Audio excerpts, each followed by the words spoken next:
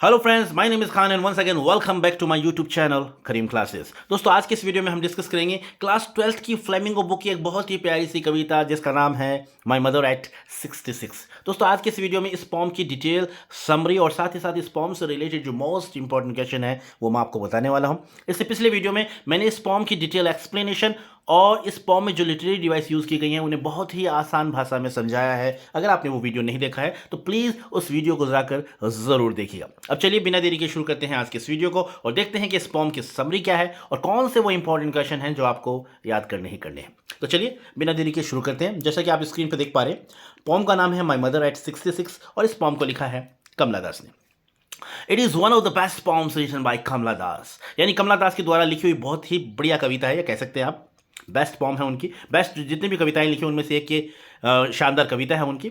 In this poem she has beautifully presented the affection of a daughter for her aged mother. और इस कविता में उन्होंने बहुत ही खूबसूरत अंदाज में एक बेटी का अपनी माँ के प्रति जो स्नेह होता है उसे व्यक्त किया है, प्रस्तुत किया है। ठीक है। In the very beginning of the poem, the poetess tells us that one Friday morning she is going to the airport to catch a flight to Cochin. और इस पॉम में जैसे बताया गया, जैसा कि स्टार्टिंग में फर्स्ट स्टैंजा में बताया गया, हमारी जो कवित्री है कमला दास वो हमें बताती है कि एक शुक्रवार की सुबह वो एयरपोर्ट जा रही थी, यानी वो उन्हें कोचिन जाना था, तो कोचिन जाने के लिए वो एयरपोर्ट जाती हैं फ्लाइट पकड़ने के लिए। ठीक है, तो वो जा रही थी। तो इस सिनेरियो को फर्स्ट स्टैंजा में बताया गया। अब होता क्या है, her 66 years old mother is also accompanying her. अब वो जब जा रही थी एयरपोर्ट तो उनके साथ उनकी माताजी भी थी जिनकी उम्र 66, जैसा कि पोम का नाम भी है, तो उनकी उम्र कितनी है, 66 ईयर्स ओल्ड है। ठीक है। When the poetess looks at her mother, she finds her dozing with her mouth open. अब जो लेखिका गाड़ी ड्राइव कर रही थी तो उस वक्त जब वो अपनी माँ की तरफ देखती हैं तो उनकी माँ जो है वो सो रही थी, यानी एक तरह से ऊँग रही थी और उनका मुंह जो था वो खुला हुआ था। Her face looks pale and she looks like a dead body. और उसका चेहरा जो, यानी उनकी माँ का जो चेहरा था एकदम पीला पड़ा हुआ था और ऐसे लग रहा था जैसे कोई डेड बॉडी पड़ी हुई हो, डेड बॉडी लेटी हुई हो। तो एक तरह से मृत शरीर की तरह वो उनकी माँ जो है लेखिक जो कवित्री को नजर आ रही थी। ठीक है। अब जब ये सीनेरियो देखती है, अपनी माँ को इस हालत में देखती है तो उन्हें काफ़ी तकलीफ होती है, उन्हें काफ़ी दर्द होता है। देखते हैं क्या लिखा हुआ है। This causes an act in पोइटिस heart, यानी इस कारण उन्हें काफ़ी तकलीफ होती है, काफ़ी दर्द होता है अपनी माँ को इस हालत में देखकर। अब आगे क्या होता है, she thinks that her mother end is near but soon she drives that thought away from her mind. अब वो सोचती हैं, जब अपनी माँ को इस हालत में देखती हैं तो उनके मन में ख्याल आता है कि उनकी माँ का अंत जो है अब नज़दीक है, यानी काफ़ी वृद्ध हो चुकी है उनकी माँ और यकीनन थोड़े समय बाद उनकी माँ उन्हें छोड़, यानी इस दुनिया से चली जाएगी। ऐसा उस अपनी माँ को देखकर उनके मन में ख्याल आता है। और जब ये ख्याल आता है तो थोड़ा उन्हें काफ़ी दुख भी होता है और इस ख्याल को वो क्या करती हैं, डाइवर्ट करने की कोशिश करती है।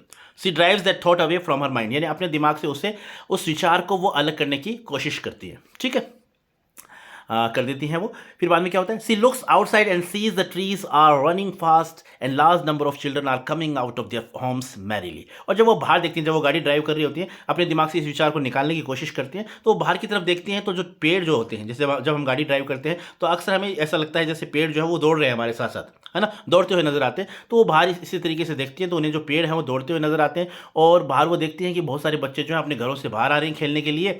ऊर्जावान है सभी, काफ़ी स्फूर्ति, सभी बच्चों में काफ़ी स्फूर्ति है और खुशी खुशी वो सब अपने बाहर जो अपने घरों से खेलने के लिए आ रहे हैं।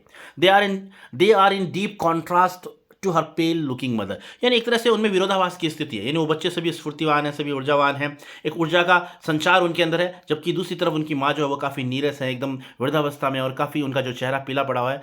तो एक तरह से दोनों दोनों स्थितियों में क्या है, कॉन्ट्रास्ट दर्शाया गया है, कॉन्ट्रास्ट, एक विरोधाभास की स्थिति दिखाई गई है।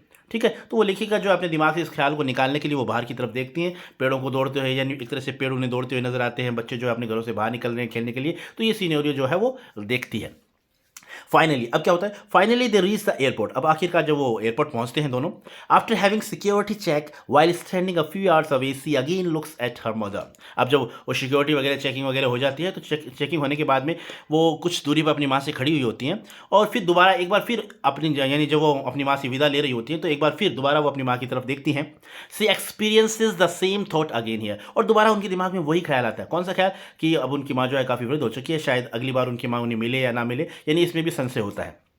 The poetess compares her mother's face to the hazy moon that appears in late winters, यानी अपनी माँ का चेहरा वो एक तरह से इतना जो है पीला पड़ा हुआ है और अपनी माँ के चेहरे की का कंपैरिजन किससे करती है, जो लेखिका है, सॉरी कवित्री जो है वो अपनी माँ के चेहरे का कंपैरिजन करती है, जैसे सर्दी का जो चंद्रमा होता है काफ़ी धुंधला नजर आता है, उस चंद्रमा से वो अपने माँ के चेहरे की चेहरे की तुलना करती है, कंपेरिजन करती है, ठीक है। फिर आगे क्या होता है वो देख लेते हैं। She feels the pain of separation again, but she controls her emotion and keeps smiling. और दोबारा जब वो अपनी माँ को इस तरीके से देखती है तो दोबारा जो है वो उसे जुदाई, जो अलगाव होता है, यानी अपनी माँ से अलग होने का जो दर्द है वो महसूस करती है, लेकिन वो अपनी भावनाओं पर कंट्रोल करती है और यानी मुस्कुराकर, एक तरह से मुस्कुराकर अपनी माँ की तरफ देखती है। She bids farewell to her mother and hopes to see her again. और वो अपनी माँ को विदा यानी अलविदा कहती है, माँ को अलविदा कहती है, गुड बाय कहती है, और कहती है कि हम दोबारा मिलेंगे, यानी इस उम्मीद के साथ कि हम दोबारा मिलेंगे, ये बात कहते हुए अपनी माँ से जो है वो विदा लेती है। Thus, अब क्या होता है, thus through this poem the poetess wants to convey this message that aging is a natural process. अब कुल मिलाकर इस कविता के माध्यम से कवित्री जो है वो यही मैसेज देना चाहती है कि एजिंग यानी बूढ़ा होना, वृद्ध होना, बुढ़ापा, ये क्या है, एक नेचुरल प्रोसेस है, एक प्राकृतिक प्रक्रिया है, सभी के जीवन में ये चीज़ आएगी, सभी यानी हम सभी इस दौर से गुजरेंगे, बचपन, जवानी और फिर बुढ़ापा, ये एक चक्र है और सभी को इस दौर से गुजरना है। In this poem the bond of a mother and daughter has been expressed very well. और कुल मिलाकर इस कविता के अंदर एक माँ और बेटी के बीच में जो बंधन होता है, जो प्यार का बंधन होता है, उसे बहुत ही खूबसूरत अंदाज में व्यक्त किया गया है।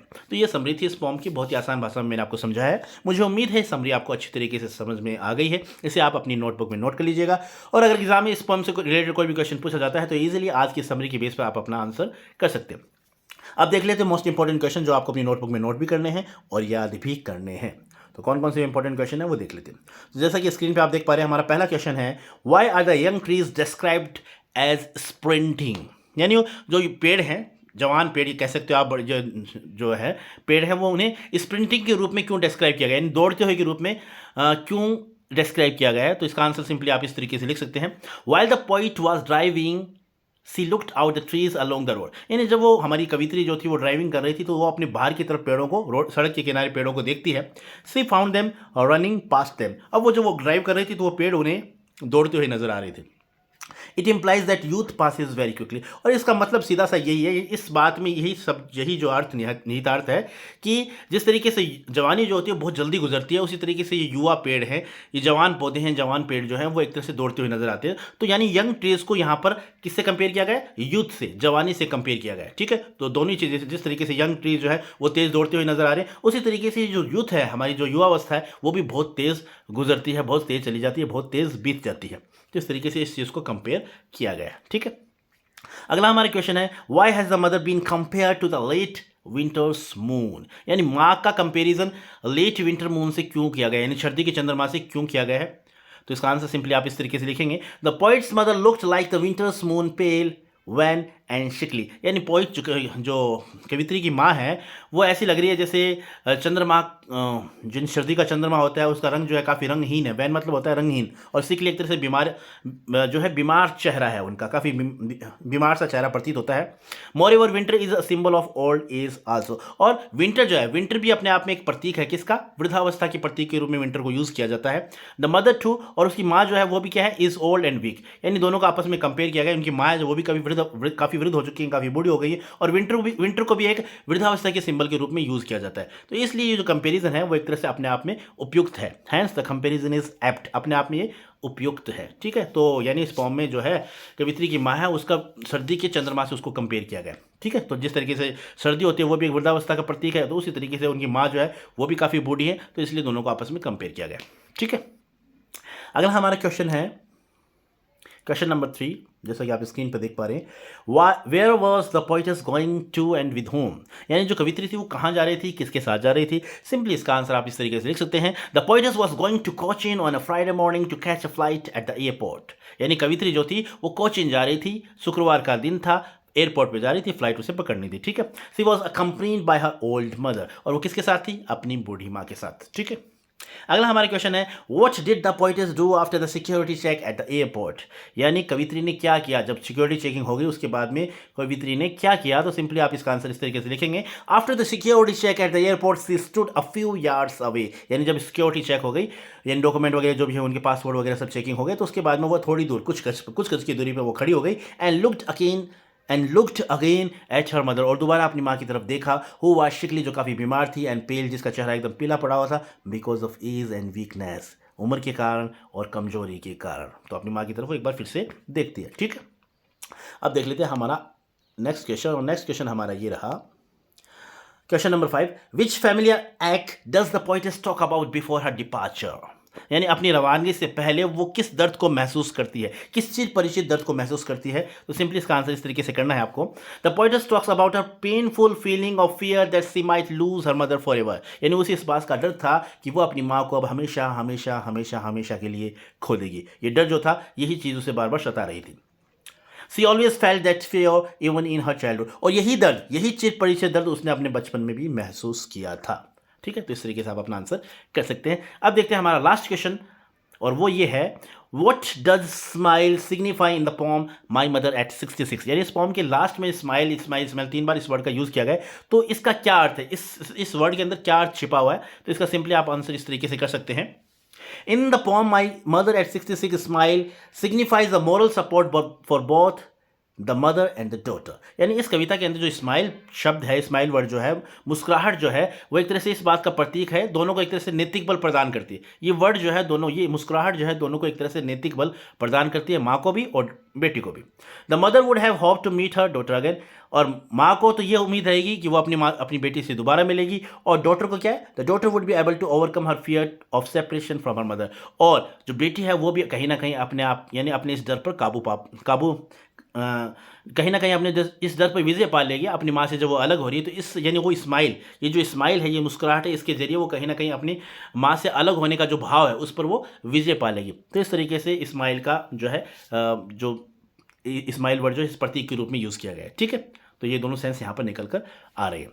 तो ये थे हमारे 6 इंपॉर्टेंट क्वेश्चन, और समरी को मैंने बहुत ही आसान भाषा में समझाया है। मुझे उम्मीद है ये वीडियो आपको अच्छी तरीके से समझ में आ गया होगा।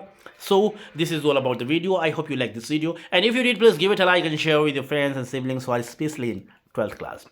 Once again, thank you so much for watching this video till the very end. See you soon in next video. Till then, take care of yourself. Keep watching, keep growing, keep learning, keep smiling. Once again, thank you. Have a nice day.